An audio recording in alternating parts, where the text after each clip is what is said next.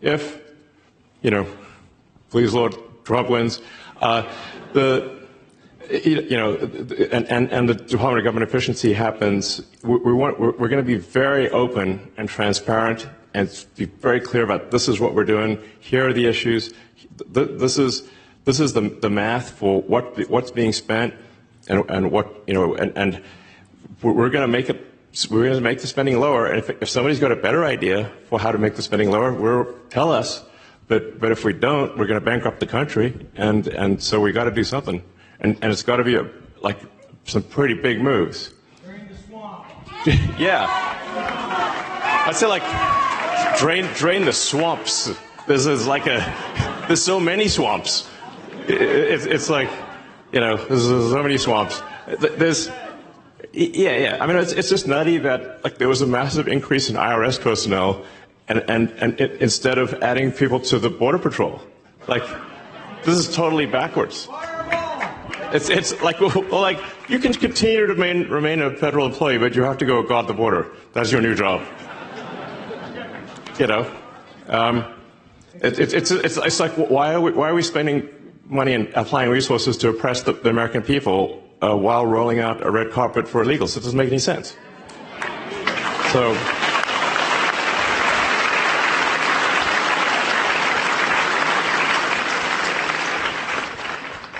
So yeah, it would have to be pretty big. I mean, I actually have tried Googling it, and I've asked all the AIs how many government agencies are there, and even the government doesn't know. Okay, and the AIs don't know.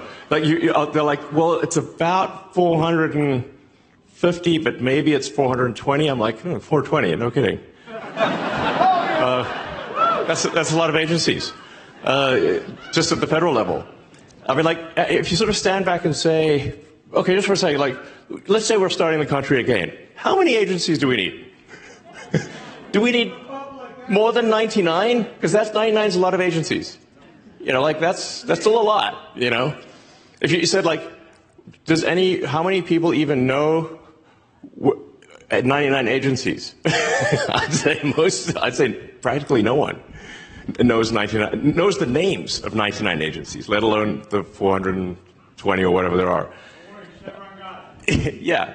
So we have to unwind the situation, and I think we're going to do it, and it's going to unleash a new era of prosperity, because people don't even realize how much they're getting held back by millions of federal regulations. Millions, literally. So.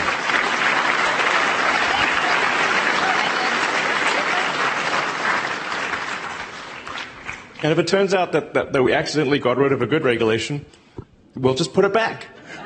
It's that easy.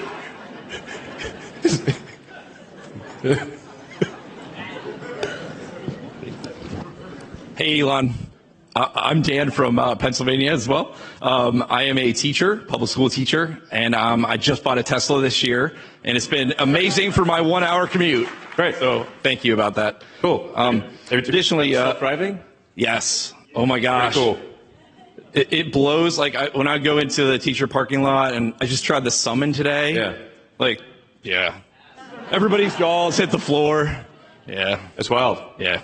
So Republicans need to get out the vote, and as the mail-in balloting becomes more common, what can I tell my friends about the safety and security of mail-in ballots? Yeah.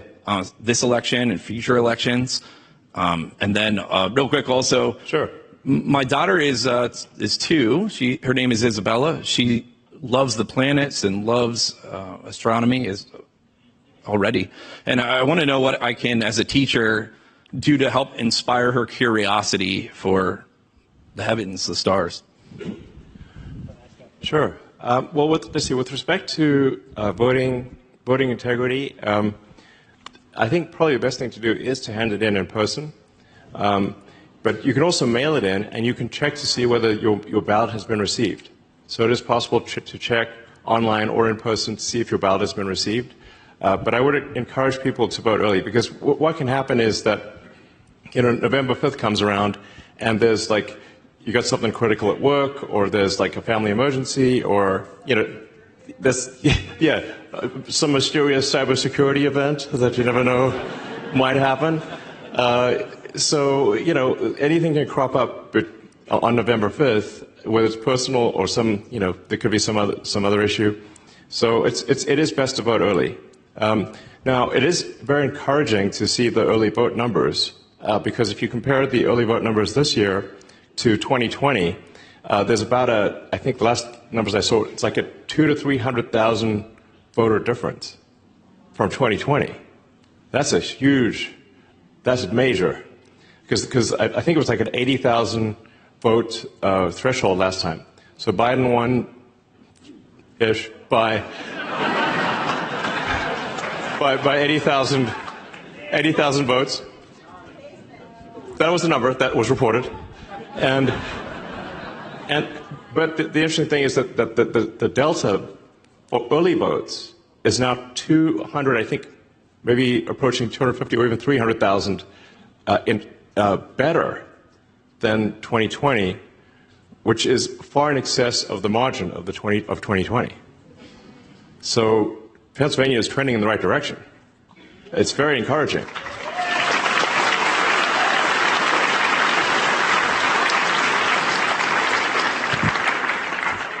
A lot of work to do, and we don't want to be complacent. So definitely get everyone you know to vote. And as I mentioned earlier, people can actually go in person on Monday and Tuesday if they're concerned about putting anything in the mail. And they can actually get their ballot. Like, even if they don't have their ballot, they can literally go to the county office, get the ballot, even though it says absentee, and then hand it in, even though you're not absent. It's weird. But it works. But it stops working on Wednesday, and then the next opportunity is November 5th. So it's kind of quirky, but those are the current rules. And then, let's see, with respect to your daughter, I think in order to inspire, like, kids are inspired by real amazing imagery.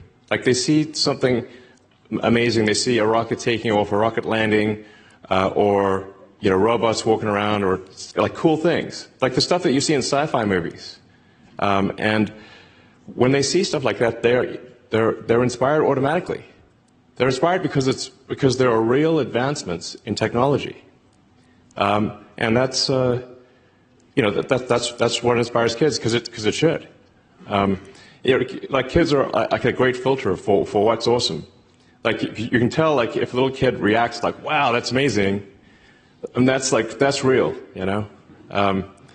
So, like, kids love the Cybertruck, and they love rockets, and that's because they have no filter. They just say they immediately say what they think, So, so it's great new rocket technology that allows us to, like I said, go there and have a permanent science station on the moon. Not just, like, it's great that we went to the moon 50 plus years ago, but we want to go to the moon and actually have a science base. Like, we've got a science base in Antarctica. Well, we should have a science base on the moon, and we should be building a city on Mars. And I actually think it's the long-term future of civilization, I think, could be decided by whether or not we build a self-sustaining city on Mars. And if we do, that is a city that would have millions of people, and it would be like, if anybody wants to go to Mars, they could. And that would be an incredibly exciting, inspiring thing to aspire to go to Mars. Feel like, wow, let's make that real. Let's bring her to Mars. Yes, let's bring her to Mars. Yeah, if she thinks like, wow, one day I could go to Mars, and be one of the Martians, and that would be super awesome, I think. It's wild. It takes 6 months, actually, when you go from Earth to Mars. You're just traveling across this void of nothingness for hundreds of millions of miles until eventually you reach another planet. It's kind of incredible to think that that's even possible. But how amazing would that be? It'd be like, wow. I think that we want to have a future where life is multiplanetary, where we're advancing rocket technology, And like I said, where Star Trek Starfleet Academy is real. And that's what will inspire your daughter. Thank you. All right.